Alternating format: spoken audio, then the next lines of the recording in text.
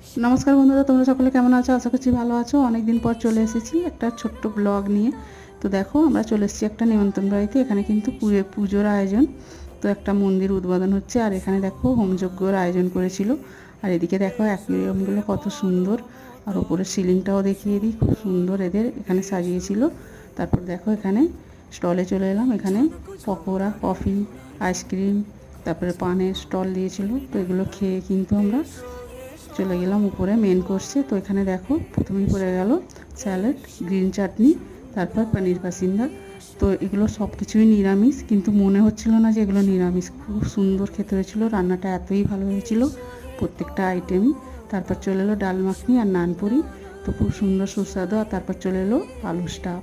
তো এতটাই সুন্দর ছিল। তারপর চলে এলো রসগোল্লা, চাটনি, পাঁপড়। তো এটা ছিল আনারসের চাটনি। তো ভিডিওটা ভালো লাগলে একটা লাইক দিয়ে দেখতে থাকো। টাটা।